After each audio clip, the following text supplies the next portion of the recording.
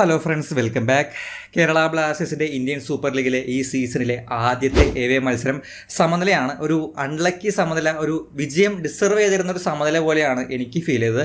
പ്രത്യേകിച്ചും അവസാന ഭാഗങ്ങളിലേക്കൊക്കെ വരുമ്പോൾ എവിടേക്കോ കഴിഞ്ഞ മാച്ചിലേതുപോലെ തന്നെ ഒരു കംബാക്ക്, ഒരു ഗോൾ കൺസിഡർ ചെയ്ത് വീണ്ടും 2 ഗോൾ അടിച്ച് ജയിക്കുന്ന സെയിം പാറ്റേണിലുള്ള ഒരു വിജയം ഞാൻ എക്സ്പെക്ട് ചെയ്തിരുന്നു. പക്ഷേ കുറച്ചൊക്കെ അൺലക്കി ആയിപ്പോയി. കുറച്ചൊക്കെ ചാൻസുകൾ നമ്മുടെ കാരണം കൊണ്ടോ അല്ലെങ്കിൽ നിർഭാഗ്യം കൊണ്ടോ ഒക്കെ മിസ്സായി. അങ്ങനെ അവസാനം ഒരു സമനിലയിൽ തൃപ്തിപ്പെടേണ്ടി വന്നതിൻ്റെ ഒരു നിരാശ തീർച്ചയായിട്ടും ഒരു മാച്ചിനുണ്ട്. പക്ഷേ നമ്മൾ ഈ 3 മാച്ച് എടുത്ത് നോക്കുമ്പോൾ പെർഫോമൻസിന്റെ ഗ്രാഫ് തീർച്ചയായിട്ടും ഉയർന്നു പോകുന്ന രീതിയിലാവുന്നു എന്നുള്ളത് സന്തോഷിക്കാവുന്ന, സമാധാനിക്കാവുന്ന ഒരു കാര്യമാണ്. ആൻഡ് ഈ ഒരു മാച്ചോട് കൂടി ഞാൻ നമ്മുടെ പുതിയ കോച്ച് മിക്കായൽ സാറിൽ ഏറ്റവും അധികം ഇംപ്രസീവ് ആയിട്ടുള്ള ഒരു കാര്യം എന്ന് പറയുന്നത് അദ്ദേഹം കൊണ്ടുവരുന്ന മാറ്റങ്ങൾ, സബ്സ്റ്റിറ്റ്യൂഷൻസ് മാത്രമല്ല ഞാൻ പറയുന്നത്, ടാക്ടിക്കലി കൊണ്ടുവരുന്ന ചേഞ്ചസ്. ഈ 3 മാച്ചുകളിലേക്ക് നോക്കുകയാണെങ്കിലും ഒരു കംബാക്കിൻ്റെതായുള്ള ഒരു പാറ്റേൺ നമുക്ക് കിട്ടുന്നുണ്ട്. 3 മാച്ചിലും ആദ്യം ഒരു ഗോൾ വഴങ്ങി തിരിച്ചടിക്കാൻ ബ്ലാസ്റ്റേഴ്സിന് സാധിച്ചിട്ടുണ്ട്. 2ാമത്തെ മാച്ചിൽ നമുക്കത് വിജയത്തിലേക്ക് എത്തിക്കാൻ സാധിച്ചു. 3ാമത്തെ മാച്ചിൽ നിർഭാഗ്യം കൊണ്ട് മാത്രമാണ് ആ വിജയം നമുക്ക് നഷ്ടപ്പെടുന്നത്. ആൻഡ് 2 ഹാഫ് നോക്കുമ്പോൾ ഫസ്റ്റ് ഹാഫിലേക്ക് വരുമ്പോൾ 2 രീതിയിൽ നമുക്ക് ഇതിനെടുക്കാം. ഒന്നാമത്തേത് ഒരു സ്പെസിഫിക് ടാക്ടിക്സ് ആയിട്ട് തന്നെ ഡിഫെൻഡ് ചെയ്ത് നിന്നിട്ട് അവസാന നിമിഷം അല്ലെങ്കിൽ സെക്കൻഡ് ഹാഫിൽ കുറച്ചുകൂടി അറ്റാക്കിലേക്ക് പോകുന്ന ഒരു പാറ്റേൺ, അത് ബോധപൂർവ്വം തന്നെ കളിക്കുന്നതായിരിക്കാം.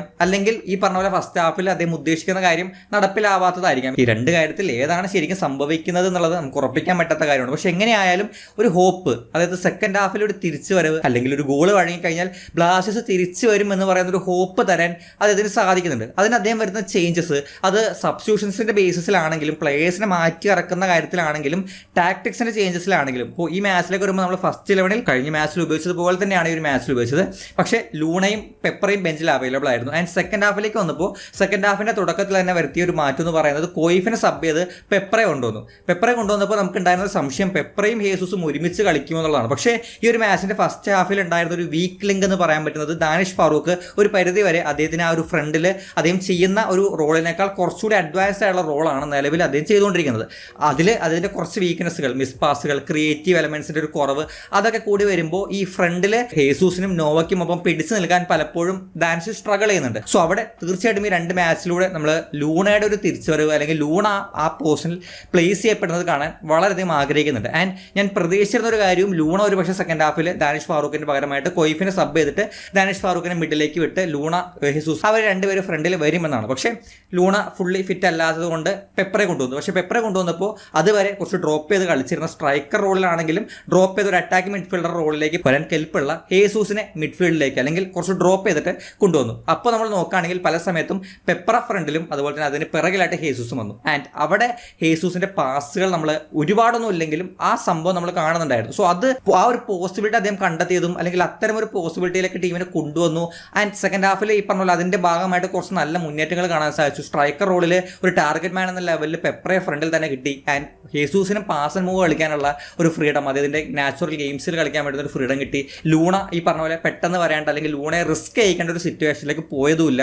അങ്ങനെ എല്ലാം ബെറ്റർ ആയിട്ട് ആ ചേഞ്ചസ് എഫക്റ്റീവായി. ഇത് ഈ ഒരു മാച്ചിന്റെ കാര്യം മാത്രമല്ല, കഴിഞ്ഞ മാച്ചിലും അത്തരത്തിലുള്ള ചേഞ്ചസും ഫസ്റ്റ് മാച്ചിലും നല്ല ചേഞ്ചസ് ഈ പറഞ്ഞ പോലെ ടാക്ടിക്കലി ആണെങ്കിലും പ്ലേയേഴ്സിനെ മാറ്റി കൊണ്ടുവരുന്ന കാര്യത്തിലാണെങ്കിലും ചെറിയ ഉപയോഗിക്കുന്നുണ്ടായിരുന്നു. സെക്കൻഡ് ഹാഫിലേക്ക് വന്നപ്പോൾ ആ ഒരു പ്ലെയർ ചേഞ്ച്, രാഹുലിന് വരെ എയ്മൻ വന്നു. ആ എയ്മനാണ് ബ്ലാസ്റ്റേഴ്സിന് വേണ്ടി അസിസ്റ്റ് കൊടുക്കുന്നത്. ആൻഡ് അവിടെ നമ്മൾ ഈ പറഞ്ഞ പോലെ നല്ലൊരു 1 ടച്ച് പാസിംഗ് മൂവ്മെന്റിന്റെ ഭാഗമായിട്ടാണ് അവസാനം നോവയുടെ ഒരു പവർഫുൾ ലെഫ്റ്റ് ഫുട്ടർ ഗോള് ബ്ലാസ്റ്റേഴ്സിന് സമനില നേടിക്കൊടുക്കുന്നത്. സോ ഇവിടെ എല്ലാം നമുക്ക് തരുന്നൊരു പ്രതീക്ഷ എന്ന് പറയുന്നത്, ഏത് മാച്ച് ആണെങ്കിലും ഫസ്റ്റ് ഹാഫ് ഒന്ന് താഴേക്ക് പോവുകയോ അല്ലെങ്കിൽ ഒരു ഗോള് വഴങ്ങി നമ്മളൊന്ന് പിന്നിലേക്ക് നിൽക്കുകയാണെങ്കിൽ 90 മിനിറ്റ് വരെ ആ സെയിം പാറ്റേൺ അല്ലെങ്കിൽ എന്താണോ പ്ലാൻ ചെയ്ത് കൊണ്ടുവന്നത് അതിൽ മാത്രം ഒതുങ്ങി നിൽക്കാതെ ഡിഫറൻ്റ് ആയുള്ള കാര്യങ്ങൾ ട്രൈ ചെയ്ത് അല്ലെങ്കിൽ ചേഞ്ചസ് കൊണ്ടുവന്ന് ഓപ്പണന്റിനെ സർപ്രൈസ് ചെയ്യിക്കാൻ കെൽപ്പുള്ള ഒരു കോച്ചാണെന്നുള്ളത് ഇതിനോടകം തന്നെ നമുക്ക് ഉറപ്പിച്ച് പറയാൻ പറ്റുന്നുണ്ട്. സോ ഈ പറഞ്ഞതുപോലെ 90 മിനിറ്റും ഒരൊറ്റ ടാക്ടിക്സിൽ ഒരൊറ്റ സെറ്റ് ഓഫ് പ്ലേയേഴ്സിൽ മാത്രം ഉറച്ചു നിൽക്കുന്ന കോച്ചല്ല എന്നുള്ളതും, ഒന്ന് ഡള്ളായിട്ടിരിക്കുന്ന സിറ്റുവേഷൻസിലോ ടാക്ടിക്കലിയും പ്ലെയർ വൈസും ചേഞ്ചസ് കൊണ്ടുവന്ന് ഓപ്പണന്റിനെ അവരെ പഠിച്ചു വന്നിട്ടുള്ള ബ്ലാസ്റ്റേഴ്സിൽ നിന്നും ഡിഫറൻ്റ് ആയുള്ള ഒരു സാധനം കൊണ്ടുവന്നിട്ട് അവരെ സർപ്രൈസ് ചെയ്യിക്കാനുള്ള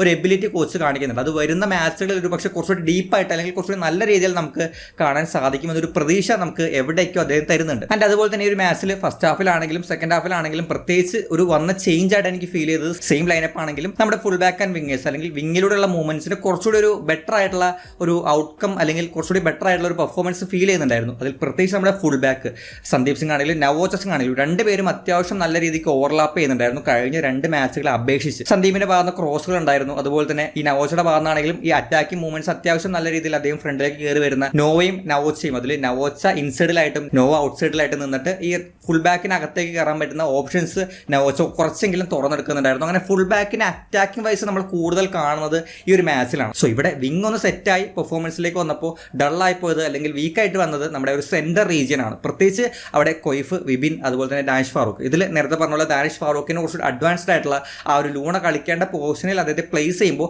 അവിടുത്തെ കുറച്ച് കാര്യങ്ങളിലെല്ലാം കുറച്ച് സ്ട്രഗിൾ ഡാനിഷ് ഫാറൂഖ് വരുന്നുണ്ടായിരുന്നു. അതേസമയം കൊയ്ഫ് ആണെങ്കിലും വിപിൻ ആണെങ്കിലും അവർ കുറച്ച് ഹോൾഡ് ചെയ്യാനും പാസ് ചെയ്യാനൊക്കെ ശ്രമിക്കുന്നുണ്ട്. പക്ഷേ ഈ സെന്ററിലൂടെയുള്ള ലാസ്റ്റ് ആളെന്ന് പറയുന്നത്, ആ ചാൻസസ് പ്രൊവൈഡ് ചെയ്യേണ്ട ആളെന്ന് പറയുന്നത് ഡാനിഷ് ഫാറൂഖ് ആണ്. ആ ഏരിയയിൽ ക്രിയേറ്റീവായിട്ട് കളിക്കുന്ന കാര്യത്തിൽ ഡാനിഷ് ഫാറൂഖ് വീക്ക് ആയിട്ടുണ്ട്. സോ നമുക്ക് അത് ഫസ്റ്റ് ഹാഫിൽ ആ ഒരു കൺട്രോൾ, ലൈക്ക് ആ ഒരു ഫസ്റ്റ് ഹാഫ് എടുത്ത് നോക്കുകയാണെങ്കിൽ അവിടെ ഏകദേശം കട്ടൊക്കെയാണ്. പാസുകളുടെ കാര്യമാണെങ്കിൽ പൊസിഷന്റെ കാര്യമാണെങ്കിൽ ഒരു 50-50 എന്ന രീതിയിൽ വരുന്നുണ്ടെങ്കിലും ഈ അറ്റാക്സ്, അതിൽ തന്നെ ഷോട്ടുകൾ, ഓൺ ടാർഗറ്റ് ഷോട്ട്, അറ്റാക്ക് തേർഡിലുള്ള ടച്ചസ്, അവിടെ എല്ലാം നോർത്ത് ഈസ്റ്റിന് കൂടുതൽ മുൻതൂക്കം ഫസ്റ്റ് ഹാഫിൽ കിട്ടുന്നുണ്ടായിരുന്നു. അതിന് പ്രധാനപ്പെട്ട ഒരു വീക്കായിട്ട് ബ്ലാസ്റ്റേഴ്സിന് സംഭവിച്ചത് ഈ സെന്റർ റീജിയനിലൂടെയുള്ള മുന്നേറ്റങ്ങളും അവിടെ ലാക്ക് ചെയ്തിട്ടുള്ള ക്രിയേറ്റീവ് എലമെന്റ് ആയിട്ടും തോന്നുന്നുണ്ടായിരുന്നു. സോ എത്രയും പെട്ടെന്ന് നമുക്ക് ലൂണ ഫിറ്റായി ആ സൈഡിലേക്ക് തിരിച്ചു വരൂ. 10 മിനിറ്റ് അദ്ദേഹം കളിച്ചുള്ളെങ്കിലും അതിനോട് തന്നെ 1-2 ചാൻസസ്, നോവയുള്ള കുറച്ച് കോമ്പിനേഷൻസ്, അദ്ദേഹം ആ സെന്റർ റീജിയൻ കൈകാര്യം ചെയ്യുന്ന രീതിയൊക്കെ പ്രതീക്ഷ തരുന്നതാണ്. സോ അടുത്ത മാച്ച് മുതൽ ലൂണ ആ ഒരു പോസ്റ്റിലേക്ക് തിരിച്ചു വന്നിട്ട് സെന്ററിലൂടെയുള്ള മുന്നേറ്റങ്ങൾക്കും ആൻഡ് നോവ, ലൂണ, ഹേസൂസ്, ഈ മാച്ചിൽ നമ്മൾ ഈ 3 പേരും തമ്മിലുള്ള അല്ലെങ്കിൽ ഈ 3 പേരായിരിക്കേണ്ട ടൈപ്പ് ഓഫ് ഒരു കോമ്പിനേഷൻ,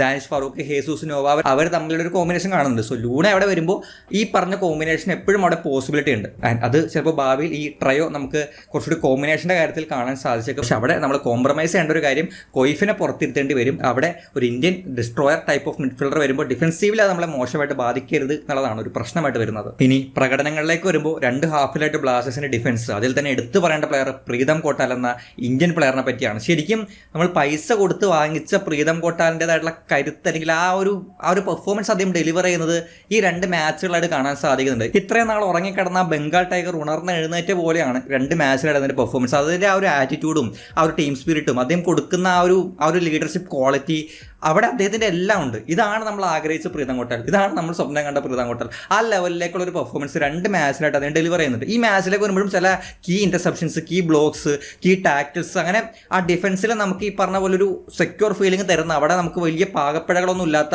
ആ level of defensive strength Pritam Kotal കാണിക്കുന്നുണ്ട്. ചില പാസിങ്, ചില ബോൾ പ്ലേയിങ് എബിലിറ്റീസ്, ഒരു മിസ്റ്റേക്ക് അദ്ദേഹം വരുത്തിയിരുന്നു. അത് മാറ്റിയെടുത്ത് കഴിഞ്ഞാൽ ഈ മാച്ചിൽ പ്രീതം കോട്ടാൽ പെർഫെക്റ്റ് ആയിരുന്നു. അത്രയൊരു സന്തോഷം. കാരണം സഹലിലൊക്കെ കൊടുത്ത് വാങ്ങിച്ചൊരു മുതലാണ്. ആ പെർഫോമൻസ് നമുക്ക് ഇതുവരെയും കിട്ടിയിരുന്നില്ല.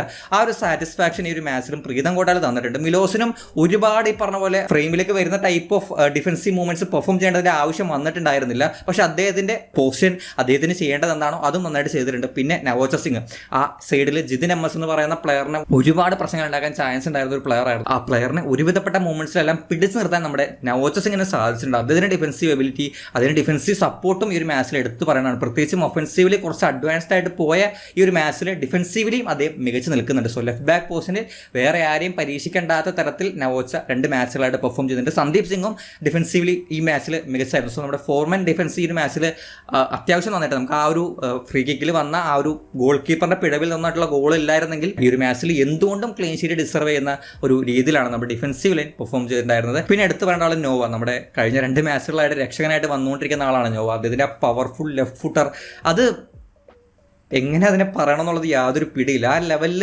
അതിൻ്റെ ഭാഗത്ത് നമുക്ക് എപ്പോൾ വേണമെങ്കിലും ഒരു ഗോൾ പ്രതീക്ഷിക്കാം. അത് ആംഗിൾ നോക്കണ്ട, ഏത് പൊസിഷനാണ് നോക്കണ്ട, എവിടെ നിന്നെങ്കിലൊക്കെ അദ്ദേഹം ആ പവർഫുൾ ഷോട്ട് എടുത്താൽ ഗോൾ നമുക്ക് വേണ്ടി നേടിത്തരും. സോ ഇങ്ങനെ ഒരു പ്ലെയർ ലൂണ ഇല്ലാത്ത സിറ്റുവേഷനിലും ഈ ഒരു പ്ലെയർ ഉള്ളത് നമുക്ക് വളരെയധികം ഒരു ബ്ലെസ്സിങ് ആണ് ശരിക്കും. ആൻഡ് ലൂണ വരുമ്പോൾ ഈ 2 പേരുടെയും കീ സ്ട്രെങ്ത് ഒരുപോലെ ഉപയോഗിച്ചിട്ടുള്ള ഒരു അറ്റാക്കിംഗ് ഫോഴ്സ് നമുക്ക് കൊണ്ടുവരാൻ സാധിക്കുമെന്നാണ് പ്രതീക്ഷിക്കുന്നത്. ഒരു ടൈമിൽ ലൂണയെ പറ്റി നമുക്ക് എപ്പോഴും പറയേണ്ട ഒരു ആവശ്യം ഉണ്ടായിരുന്നു. അതുപോലെ തന്നെ ഒരു പക്ഷേ ഇനി എല്ലാ മാച്ചിലും നോവയെ പറ്റി കൂടി എടുത്ത് പറയേണ്ടതായിട്ട് വരും. ആൻഡ് ഇനി പ്രശ്നങ്ങളായിട്ട് തോന്നിയ കുറച്ച് കാര്യങ്ങളിലേക്ക് വരുമ്പോൾ, സെറ്റ് പീസിൽ ബ്ലാസ്റ്റേഴ്സ് വഴങ്ങുന്ന ഓരോ കോർണേഴ്സ് ആണെങ്കിലും ഫ്രീ കിക്സ് ആണെങ്കിലും എല്ലാം നോർത്ത് ഈസ്റ്റ് കണക്ട് ചെയ്യുന്നുണ്ട്. അത് എങ്ങനെയാണെന്നുള്ളത് മനസ്സിലാവുന്നില്ല. അത്രയും പ്ലേയേഴ്സ് നമ്മുടെ ബ്ലോക്കിനുണ്ടായിട്ടും അല്ലെങ്കിൽ മാർക്ക് ചെയ്യാനുണ്ടായിട്ടും എങ്ങനെയെങ്കിലും നോർത്ത് ഈസ്റ്റിൻ്റെ ഒരു പ്ലെയർ അത് കണക്ട് ചെയ്യാനുണ്ടാവും. ആ ഒരു സംഭവം ശരിക്കും ഡേഞ്ചറസ് ആണ്. അതായത് കുറച്ചുകൂടി സെറ്റ് പീസ് കളിക്കുന്ന, കൺവേർട്ട് ചെയ്യാൻ എബിലിറ്റി ഉള്ള പ്ലേയേഴ്സുള്ള ടീമുകൾക്കെതിരെ കളിക്കുമ്പോൾ അത് ഡേഞ്ചറാണ്. ആൻഡ് മറ്റൊരു കാര്യം എന്ന് പറയുന്നത്, ചില പ്ലേയേഴ്സിൻ്റെ ഡള്ളായിട്ടുള്ള പെർഫോമൻസ്, അതിൽ രാഹുൽ KP ഒരു മാച്ചിൽ വീണ്ടും കഴിഞ്ഞ മാച്ചിൽ ഒരു തിരിച്ചുവരവ് നടത്തിയതുപോലെ ഫീൽ ചെയ്തെങ്കിലും വീണ്ടും പഴയ പാതയിലേക്ക് രാഹുൽ പോയിട്ടുണ്ട്. എയ്മൻ വന്നതിന് ശേഷം ആ ചേഞ്ച് വരുന്ന രീതിയിലും നമുക്ക് കാണാൻ സാധിച്ചിരുന്നു. സോ രാഹുൽ ഇനിയും ബെറ്ററായി വരേണ്ടതിൻ്റെ ഒരു ആവശ്യം ഈ ഒരു മാച്ചിലും കാണുന്നുണ്ട്. ഹേസൂസിൻ്റെ കാര്യത്തിലേക്ക് വരാണെങ്കിൽ, ഹേസൂസ് ഈ പറഞ്ഞ പോലെ ഈ പറഞ്ഞൊരു ക്രിയേറ്റീവ് പ്ലെയറിൻ്റെ ഒരു സപ്പോർട്ട് അധികം ഡിസർവ് ചെയ്യുന്നത് പോലെ ഈ മാച്ചിലും നമ്മൾ ക്രോസ് കൊടുക്കുമ്പോൾ ബോക്സിനകത്തേക്ക് ഹേസൂസ് ഇല്ലാത്തൊരു സിറ്റുവേഷൻ കാണുന്നുണ്ട്. അതൊക്കെ അതിന് ഒരുപാട് ഇറങ്ങി വരേണ്ട റെസ്പോൺസിബിലിറ്റി എടുക്കുന്ന ഒരു സിറ്റുവേഷൻ വരുന്നതുകൊണ്ടാണ്. ലൂണ വരുമ്പോൾ അതിന് കുറച്ചൊരു ഫ്രണ്ടിലെ ടൈം സ്പെൻഡ് ചെയ്യാനും ക്രിയേറ്റീവ് അല്ലെങ്കിൽ ആ ബോക്സിനകത്തുള്ള ടച്ചസ്, അവിടെ വരുന്ന ഫിനിഷിങ്, അതിലേക്ക് ശ്രദ്ധ കേന്ദ്രീകരിക്കാൻ പറ്റുമെന്നാണ് തോന്നുന്നത്. പക്ഷേ ഈ ഒരു മാച്ചിലും കുറച്ചധികം പിന്നിലായി പോകുന്നുണ്ട് ഹേസൂസ്. ടോട്ടലി ഇപ്പോഴും ചില പ്ലേയേഴ്സിൽ നിന്നും ചില സിറ്റുവേഷൻസിലും നമ്മൾ വരുന്ന എറേഴ്സ്, മിസ്റ്റേക്സ് അതും പരിഹരിക്കപ്പെടേണ്ട കാര്യങ്ങളാണ്. ലീഗ് തുടങ്ങിയിട്ടുള്ളൂ. അതിൻ്റെ ആ എറേഴ്സിൻ്റെ കാര്യത്തിലേക്ക് ഒരു കുറവ് കാണുന്നത് ഒരു പോസിറ്റീവുള്ള കാര്യമാണ്. സോ ഇനി പോകെ എറേഴ്സ് പരമാവധി കുറച്ച് പ്ലേയേഴ്സിൻ്റെ ഭാഗത്താണെങ്കിലും നല്ല കോൺട്രിബ്യൂഷൻ കൊണ്ടുവന്ന് സെയിം രീതിയിൽ തന്നെ ആ ഒരു ആറ്റിറ്റ്യൂഡ്, ആ ഒരു കംബാക്ക് സ്പിരിറ്റ്, ഒന്ന് ഡള്ളായാലും തിരിച്ചു വരാനുള്ള ഒരു മെൻറ്റാലിറ്റി ബ്ലാസ്റ്റേഴ്സ് കാണിക്കുകയാണെന്നുണ്ടെങ്കിൽ തീർച്ചയായിട്ടും എവിടേക്ക് ഒരു പ്രതീക്ഷ ഒരു ടീമിൽ തോന്നുന്നുണ്ട്. സോ ഇനി ഭാവിയിൽ ബ്ലാസ്റ്റേഴ്സിനെ മുന്നോട്ട് വരാൻ പ്ലേയേഴ്സിൻ്റെ പെർഫോമൻസിൻ്റെ കാര്യത്തിലാണെങ്കിലും ഈ പറഞ്ഞ പോലെ അറ്റാക്ക് സൈഡിലുള്ള പെർഫോമൻസിൻ്റെ കാര്യത്തിലും മുന്നോട്ട് വരാൻ ബ്ലാസ്റ്റേഴ്സിന് സാധിക്കുമെന്ന് പ്രതീക്ഷിക്കാം. ഈ പറഞ്ഞ കാര്യങ്ങളിൽ നിങ്ങൾക്ക് എന്തെങ്കിലും എതിരഭിപ്രായങ്ങളോ അല്ലെങ്കിൽ എന്തെങ്കിലും പറയാൻ വിട്ടുപോയിട്ടുണ്ടെങ്കിലോ അത് കമൻറ്റ് ബോക്സിൽ ഷെയർ ചെയ്യാൻ ശ്രമിക്കാം. നമുക്ക് എന്തായാലും മറ്റു വീഡിയോയിൽ കാണാം. ബൈ.